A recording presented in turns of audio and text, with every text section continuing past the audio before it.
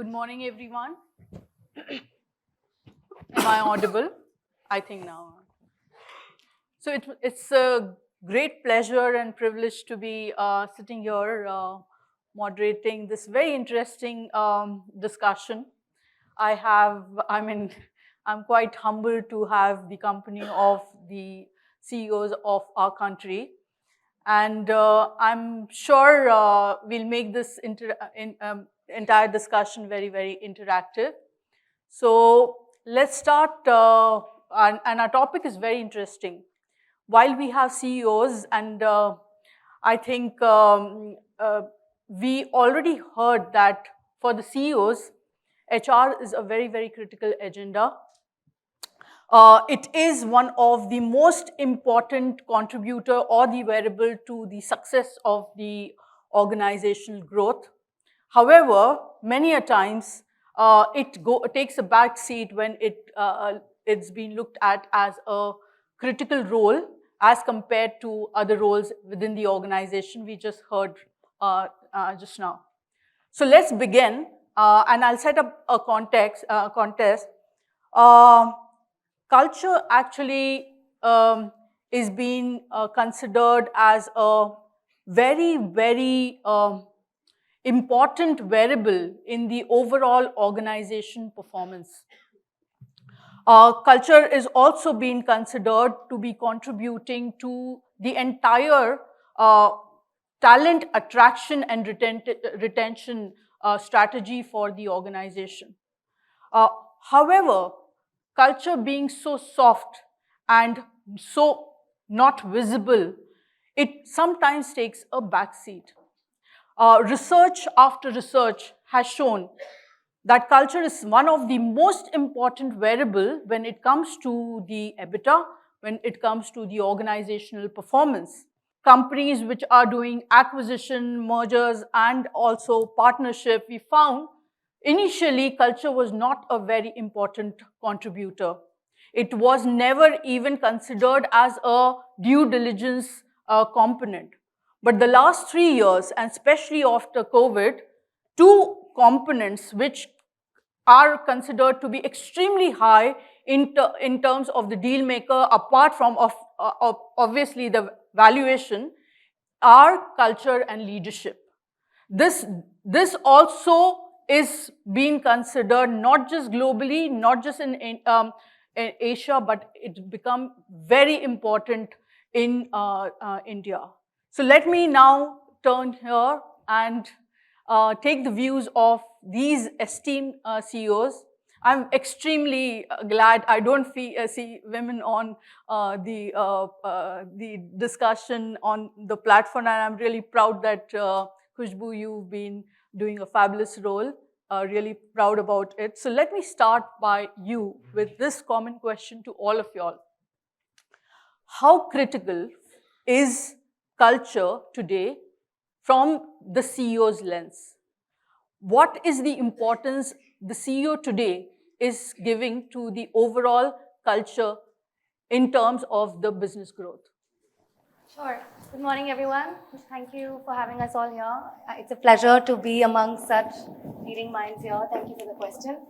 I think personally for me, culture is nothing but it's really the people in the organization that form the culture, right? So if that's the ethos, it's the people who've been part of the organization, the people who bring in, and hence people is what drives the business, people is what drives the culture, people is what drives the objectives of any industry or an organization. So of course, that's first and foremost. It's critical. And hence, for any leader, whether it's a CEO or a business leadership position, it's critical that you invest in people, whether it's aligning them to the business objectives, whether it's focusing on their personal development, whether it's, figuring out what the right skill set and right growth attributes are for individual and team members. So all of that pretty much goes hand in glove. I think the key role that the leaders particularly can play is they lead by example, right? So as leaders, if you understand the DNA of the organization, the future objectives of the organization, then you can pretty much help your team members imbibe that. So it's very, very critical that you live and breathe it and you understand it, and hence you make the culture. And also talking particularly based on my experience, I've had the pleasure of working for 3 very big multinationals in the past. So I worked for Google, Nokia, and Apple. And in the last 2.5 years, I've been at Jio. And every organization has a very different ethos, routing system in terms of how they, do HR-related planning and growth plans, etc. But at the heart of it is the fact that you are investing in people one way or the other. So that's the common thread. And at Jio, or rather at Reliance, we all know that we've got 300 plus brands.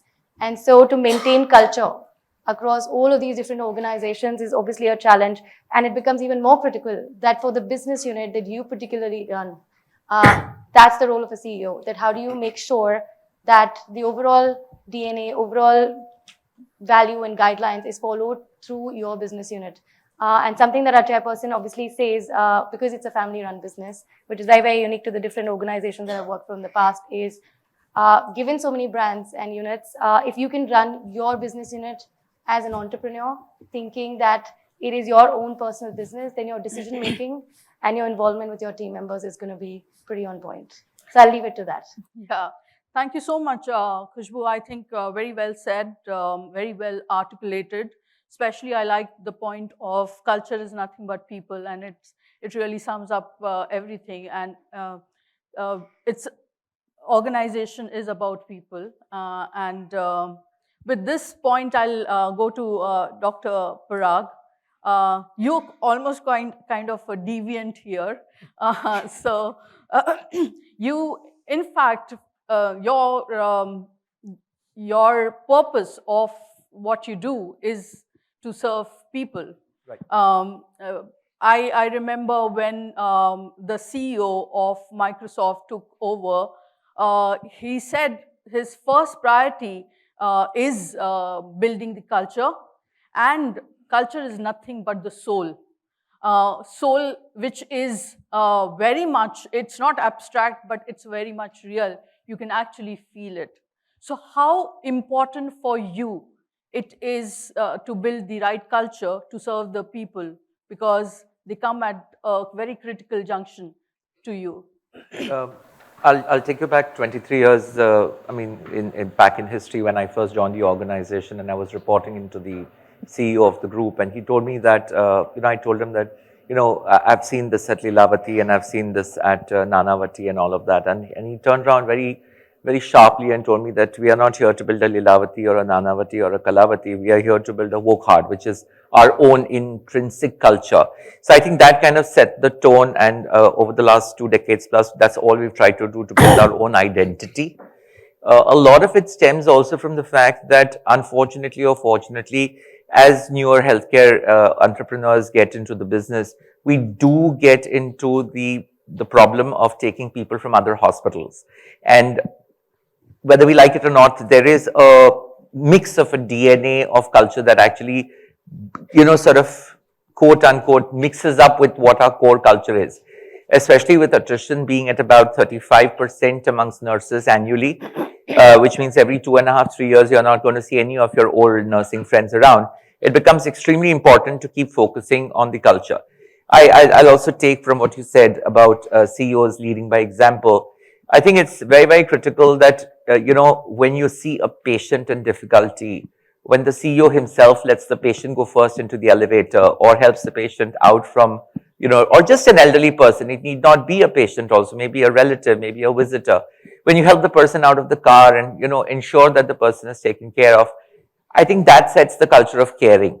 And that is why we've kind of ensured that over the years, the longer a person is in the organization, the more tuned he is to the culture of the organization. Coming to whether culture impacts, top line and bottom line, more bottom line, I think there are 2 bottom lines here. One is, of course, the people bottom line, and I think culture impacts it greatly. Lower attrition, people want to work for you for longer if you have a very people-friendly culture.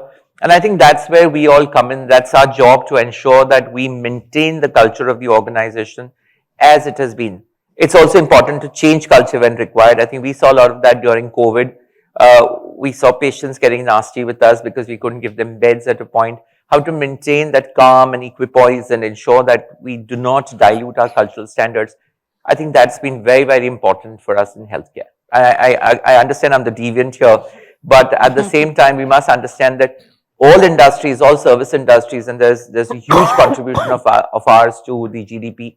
It's very important that we don't miss out on the service element as part of our culture. You know, we take very stern action against people whom we perceive as rude. If we get our NPS coming in with a specific name where somebody is rude, counseling and all of that as per our policies and protocols happen. But when we find repetitive behavior, rudeness, that is something that is just not acceptable as per our cultural norms. So I think service standards and culture go hand in hand, and definitely that leads to patient/customer acquisition, which obviously leads to better EBITDAs. Very well articulated, very well put. I think most of the points which you mentioned are absolutely very important. You talking about culture actually impacting the bottom line. In fact, I would like to quote the founder of Airbnb once said that culture does play a very critical role, not just in the bottom line, but also the top line. He said, very well articulated by him, he once said that you can build your original product and you can make success, but if you really want to sustain that success, you need to build a company which is very meaningful. So, and I think what you said is really very close to what he also articulated. I have the, I think Anil is really wanting to contribute to this discussion, and all the four of y'all, in fact, I will go to all four of y'all by that common question. As the CEO, you have heard this culture eats breakfast for strategy, but I really don't think that's a very relevant statement anymore. Culture and strategy to me needs to go hand in hand. It cannot be just one. So how important for y'all it is, the culture of an organization, not just from a people point of view, but also from a business point of view. Let's start with Anil. Hi, can you hear? Yeah. So first of all, I just want to say I'm also kind of a deviant in the group, because I have graduated from being an HR person to a CEO. So I don't think that we have anybody in the panel who would have in the other avatar HR person. So I wear the hats of being a CEO of an organization and HR head conveniently. So probably I could speak more about HR passionately. Yes, I think you talked about culture having strategy for breakfast. They need to go hand in hand. But besides culture being people, loosely speaking, culture is also about how things get done in an organization, right? So we HR people, and I'm just calling myself an HR person, we always have this thing, when we're hiring people, whether he will fit in, right? So when we generally say कि fitment है, fit नहीं होगा types, so when we say this, we basically talking about a cultural aspect, though not articulated clearly, but we have this underlying feeling whether he will be successful or whether he will be in a position to gel well in the organization or not. So culture is all about how things get done in a particular organization. Nothing right or nothing wrong about it. Culture is a double-edged sword, right? And I think you could have a kind of culture which could work for some people. You can have a culture which may not work for some. I'll give you an example. We as a firm, we are not an hire and fire firm, right?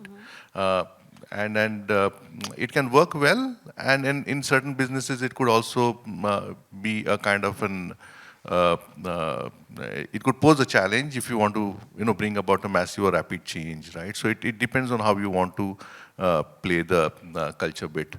Culture is extremely important on organizational success, right? As it impacts the way you do things.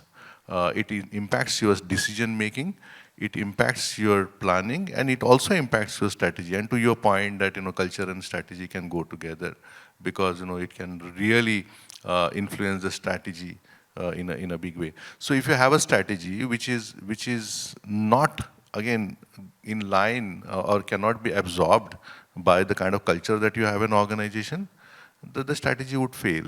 Yeah. So I think, the culture and strategy are the balance, and any CEO, while, planning his organizational growth, development, would need to also factor in the ethos, the values, and the cultural balance that the organization provides. That was my bit. Thanks, Anil. I think it's a way to go. I think compliments to you after having a successful HR career. You've moved into CEO. I'm somewhere looking to be that my future too. So it's an inspiration. Dinesh, Amresh, I'll go to you, Amresh. I am very inclined to ask you, you are from a tech side of the business. How do you balance the entire technology orientation versus the people orientation, building? How is it possible in today's day and age where we have a kind of a hybrid work organization, digital transformation is in a big way? People, do they take a back seat, or from your lens, what's the importance? Sure. So I think, first of all, the challenge is a little trickier than that for us. So while it's a technology business, it's part of an advertising business. So we have left brain, right brain skills playing together. We've got creative and technology people playing together. And I mean, we've actually invested significantly over the last few years in technology transformation for our HR processes. But having said that, just to reference back to what you were saying earlier, right? It's basically strategy, culture, and then that ladders down into your processes. This is the way we look at it. One is not removed from the other. So the way we look at it is, when we talk about culture, we put people first. Technology is the enabler. Because at the end of the day, if you need to be goal-driven, not process-driven, right? So any technology platform we build is in the service of our people, not something that becomes bureaucratic for them, right? So the way we look at it is, first of all, culture needs to be articulated. So the way we define culture is, what are the values and behaviors that are rewarded? What are the values and behaviors that are not tolerated, right? So that kind of clarifies things for people. And that marries with our strategy. So in our organization, we're a professional services business, our only differentiator is people. Whether we're building experiences, ads, whatever it might be. So we're okay for people to take more risks, right? And that's part of our culture, saying go do something brave, present something which is absolutely crazy. But I've also previously worked in product companies, right? So for example, Google. Now Google is a global product. They will not want you to go and take a risk with their product locally. So I think that way culture defines strategy, right? Saying that, are we a risk-taking organization, or are we a play-safe organization, depending on your maturity curve, the nature of your business, etc. And then once you have that, that's how your technology supports people. So in our case, what we've done is, our technology folks are remote and distributed. They come into office once in a while for culture building, but our creative folks come in regularly. And all of them are connected through an AI platform called Marcel, which actually is a technology enabler for them. So what it ensures is, for people for whom it makes sense to work remotely, they're able to do that. People who want to work in office can do that, and they're all connected through this one platform. We've automated almost all our processes, but there's always a manual intervention available so that a person doesn't feel like they're stuck behind a bot. So that's how we look at it. I mean, you've got strategy, culture married together, people first, and technology as an enabler. Right. I think, Amresh, that's a very interesting way you've shared your thoughts. You gave the linearity of the entire what follows what, and people first, and you also talked about the values which are embedded into the culture. What I also learned from what you just mentioned is that you have the flexibility basis, the kind of profession or the background one brings to table, and you are agile enough to kind of align your working style. That's what my learning is. And I think I had an opportunity to work with y'all and do a very, very interesting project with y'all. And yours was the first company which wanted to see the equality of pay for women. And that was very interesting for me to study because you all took that very, very seriously, and you made that as your brand. Absolutely. After, We yes. put out an entire campaign around it. Around it. Because we are proud of the fact that we are an equal pay organization, and we want to reiterate that, and that again feeds into culture. Right, right. Yeah. So it also talks about the diversity in your culture. Dinesh, why don't we come to you?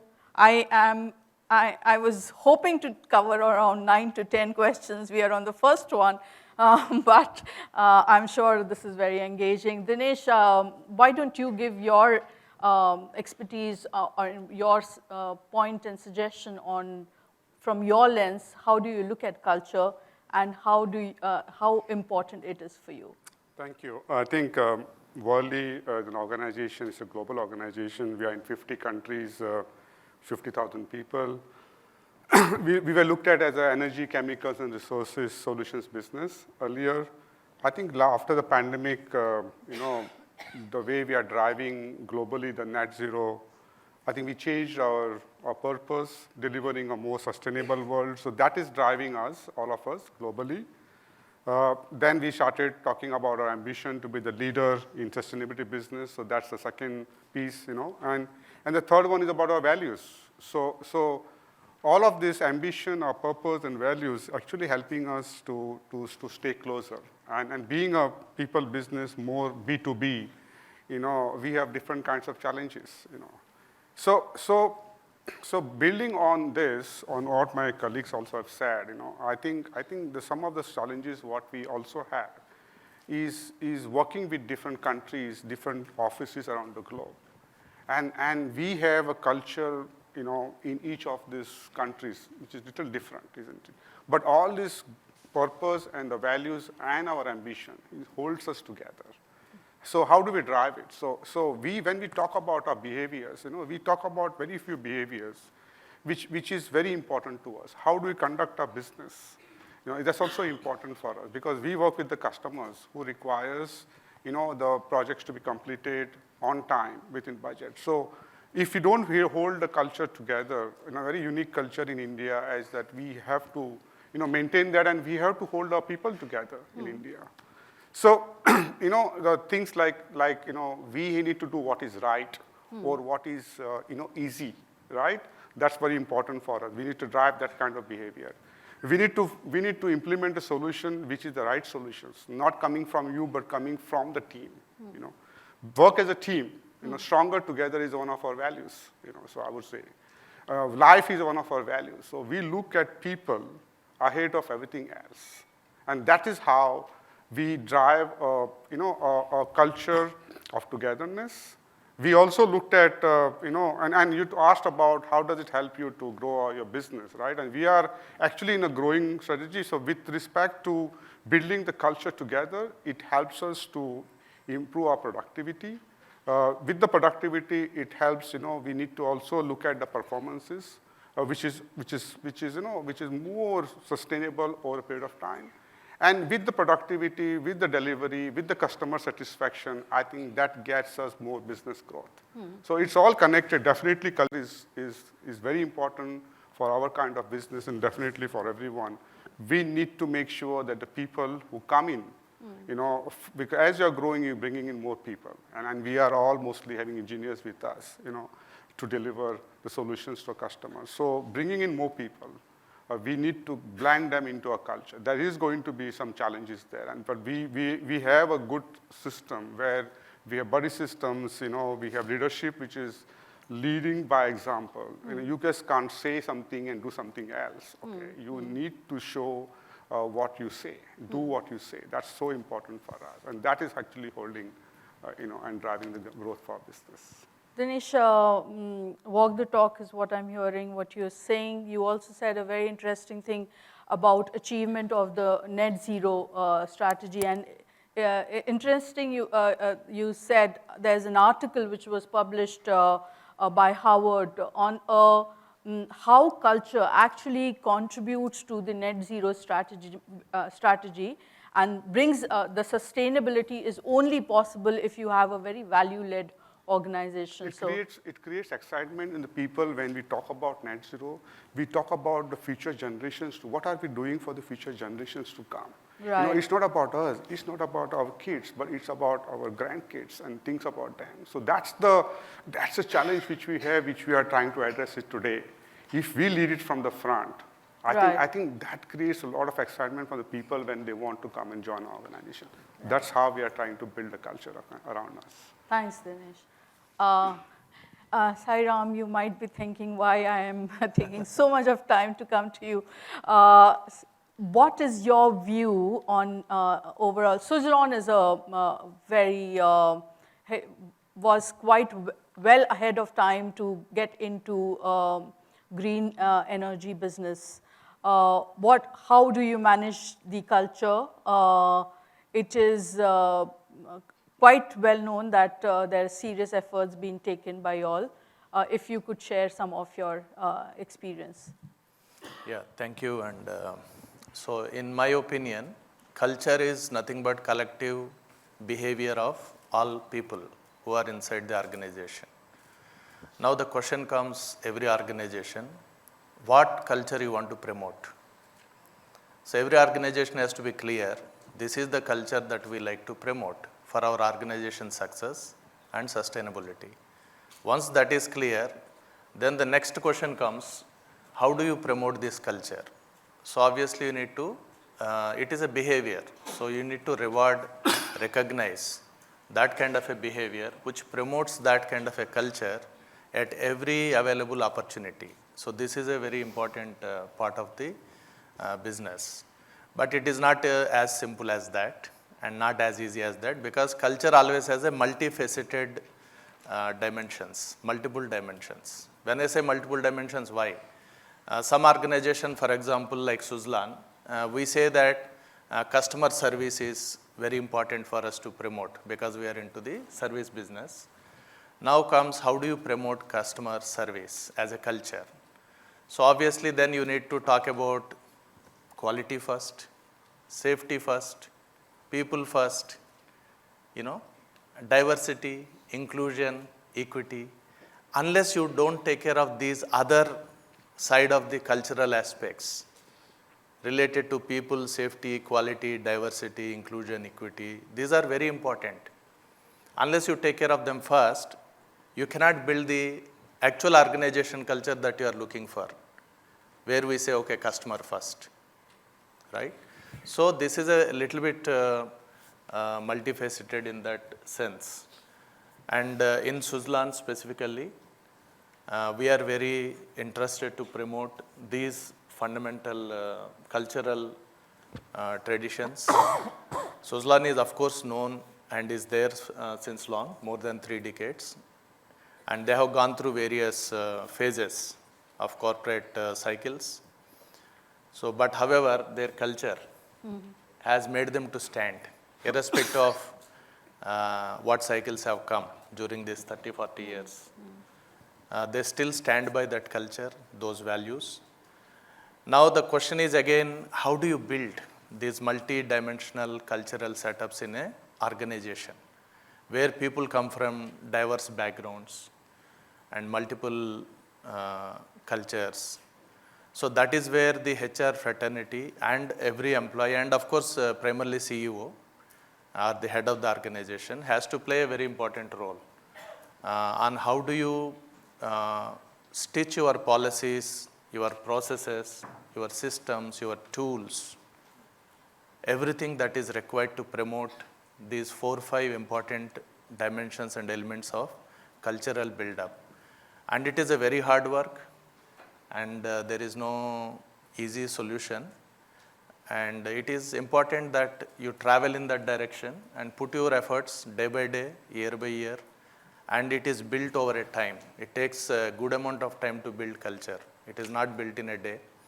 And so I feel it is very important for all the organizational leaders, specifically the heads of the businesses, to seriously think and give topmost priority to culture building than anything else.